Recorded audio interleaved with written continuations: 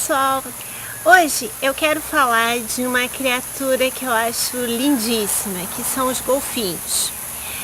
Não faz muito tempo eu recebi uns e-mails de umas pessoas me pedindo para participar de abaixo-assinado, né, para proteção, para proteger os golfinhos. E eu confesso que eu não gosto muito de participar de abaixo-assinado, porque eu já participei no passado, mas eu nunca vi o resultado disso. Eu não sei, a sensação, posso estar errada, tá? Mas a impressão que eu tenho é que, sei lá, parece que não funciona muito. Mas enfim, aí eu também não sabia nada sobre os golfinhos. E aí eu fui pesquisar, tá? Então assim, ó, os golfinhos, eles pertencem à classe mamália, tá? Portanto, eles são mamíferos, tá? E eles se encontram em toda a região do oceano, né, dos mares, com exceção dos polos. Eles são animais extremamente inteligentes, muito sociáveis e existem muitas histórias até que vocês podem procurar na internet que mostram golfinhos ajudando humanos, né, nadadores e tal, que de repente se encontraram lá com um tubarão e os golfinhos salvam essas pessoas. E inclusive golfinhos salvando cães e tal. Eles são animais extremamente dóceis, tá? E como eu já disse, eles são extremamente inteligentes. E se nós pegarmos com relação assim, ao peso do bichinho, o tamanho dele, o volume dele, o cérebro, por exemplo, do golfinho rotador é o terceiro maior do mundo, pesando em torno de 1,5 kg. E o cérebro humano é o sexto maior, né?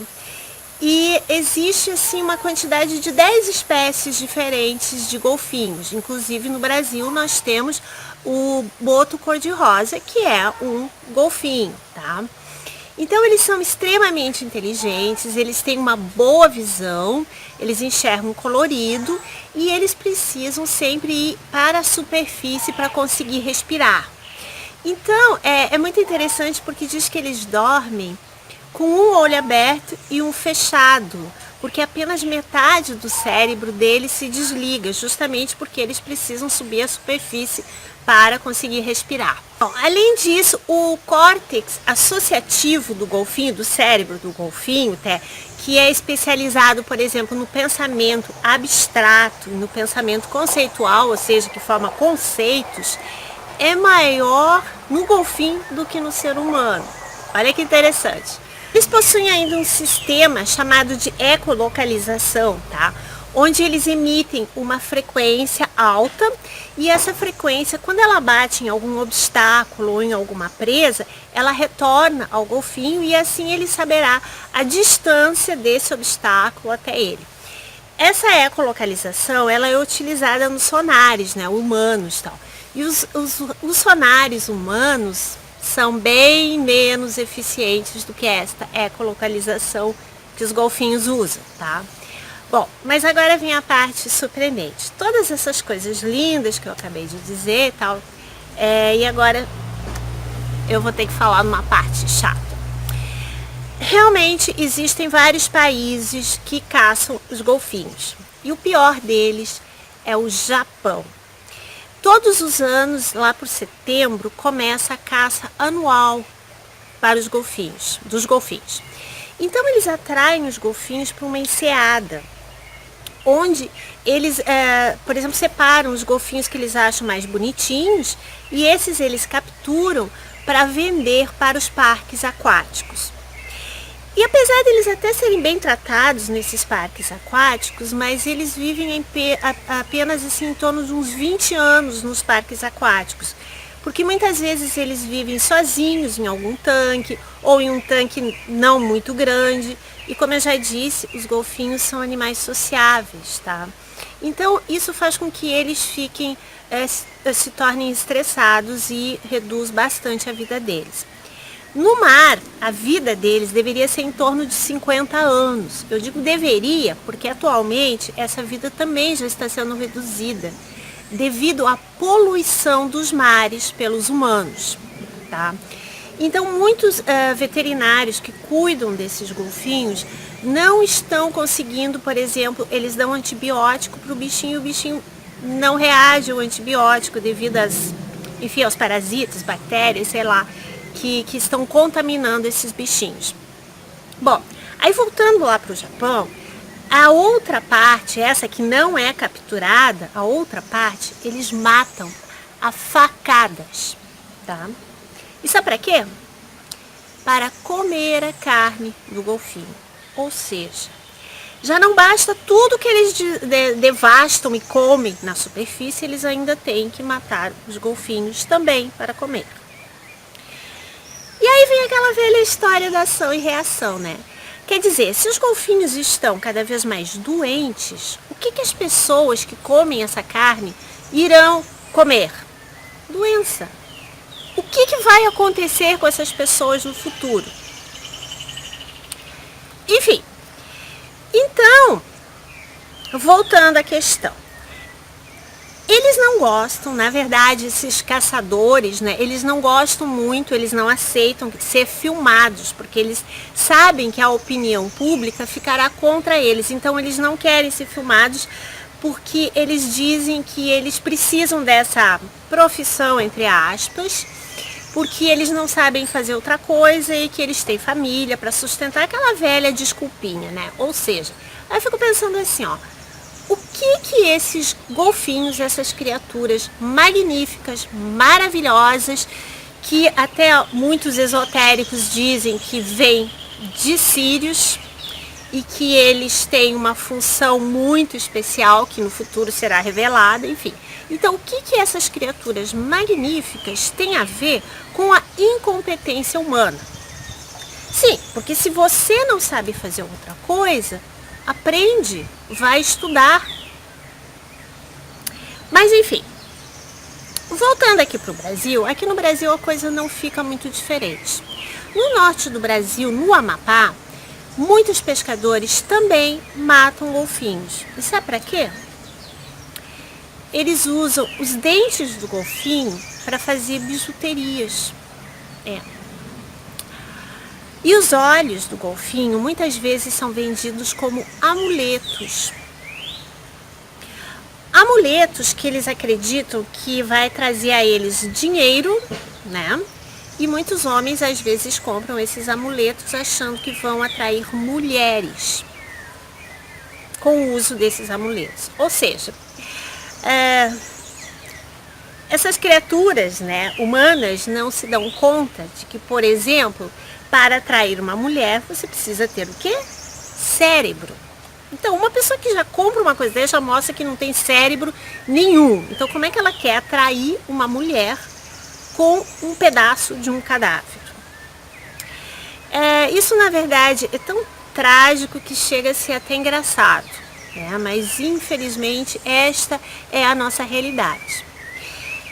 Então, ouvindo todos esses horrores, eu me lembrei de um livro que eu tinha lido há muito tempo atrás e eu fui procurar esse livro e ler de novo, tá? Esse livro se chama O Evangelho à Luz do Cosmo, do Hercílio Mais. O Hercílio Mais era um escritor, porque ele já desencarnou, já está do outro plano astral, e esse escritor ele se comunicava com o espírito Ramatiz. Portanto, esse livro é um livro todo de perguntas e respostas, tá? Então, assim, ó, eu vou ler uma das perguntas que eu achei muito interessante, que ele faz pergunta para o Ramatiz. Pergunta assim: há alguma veracidade na existência de Lúcifer, que é tão temido pelos religiosos crentes do céu e do inferno? A resposta do Ramatiz. Ela é longa, mas vale a pena, tá? É inegável que o tão temido Lúcifer da lenda católica deve sentir-se atualmente uma entidade super frustrada após tão exaustivo comando do seu reino de tachos de azeite e água fervente e braseiro eterno, em face do supremo sadismo e perversidade do homem terreno, que através da bomba atômica destruiu 120 mil japoneses em Hiroshima, no mais espantoso inferno até agora imaginado. O diabo deve ter desistido de sua tarefa sádica, envergonhado de sua ineficácia e impotência em atormentar os falidos pecadores no fogo fumarento do inferno. Sem dúvida, após tanta frustração e humilhação, além da precariedade do seu inferno anacrônico e incapacitado para atender e punir o número cada vez mais avultado de pecadores que aumenta dia a dia, Lúcifer deve ter abandonado essa profissão tão primitiva e mesmo exaustiva, quedando-se num infeliz desajuste por toda a eternidade. Ou seja, aqui fica claro que ele diz que o demônio, né, no sentido assim de um oposto de Deus, não existe.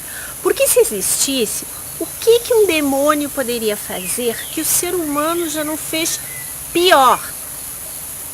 Vamos pensar um pouquinho na história da humanidade. Quando nós pensamos assim lá num dos piores seres que passaram pela face da Terra, que foi o Gengis Khan. Só para vocês terem uma ideia, o Gengis Khan, os soldados dele, quando eles estavam assim, tipo, vamos dizer, não tinha guerra, não tinha o que fazer, aí eles invadiam aqueles vilarejos naquela época e tal, e tacavam fogo em tudo, na casa de todo mundo e em todas as pessoas que passassem pela frente deles. Aí vamos lá para o Império Romano. O que aqueles romanos faziam, aqueles animais, tá? Ou seja, Jesus foi pregado numa cruz, Jesus e milhares de pessoas. Se nós se nós vivemos naquela época, provavelmente, eu não duvido que a gente tenha morrido desse jeito. Aí vamos pegar lá, por exemplo, o Alexandre o Grande. Grande em quê? Grande assassino, né? Vamos combinar, né? E o que foi aquele horror daquela caça às bruxas da Idade Média? Onde as pessoas eram torturadas até quase a morte, e aquelas que não tinham a sorte de morrer pelas torturas eram atadas num poste em praça pública e tocavam fogo nelas vivas. E o que foi aquela Segunda Guerra Mundial com aquelas câmaras de gás? E aqui mesmo, como o Ramatiz fala, né, o que foi? Os Estados Unidos mandaram bombas e eles arrasaram com 2 cidades japonesas, Hiroshima e Nagasaki. Então eu pergunto para vocês, será que nós ainda precisamos de um demônio? Agora, pensem bem, tudo isso que faziam com os humanos, com certeza com os animais faziam até pior. E hoje em dia, com os humanos até que a coisa está um pouquinho melhor, né? Mas com os animais, esse horror, esse absurdo continua existindo. Então eu volto a perguntar, será que a gente precisa de um demônio? A não ser que seja um bode expiatório, é claro. Claro que muita gente vai pensar assim, mas essas pessoas que fazem essas coisas, elas não são más, elas são influenciadas pelo demônio. Outra besteira. Por quê? Porque onde há luz, as trevas não conseguem penetrar. Ou seja, vamos pensar em Jesus. Jesus ficou 40 dias, 40 noites no deserto sendo, vamos dizer assim, tentado por um suposto demônio. E o que aconteceu? Nada, porque Jesus era luz.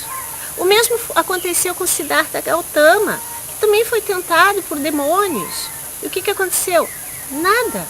Ou seja, se você é luz, você nunca vai fazer este tipo de coisas.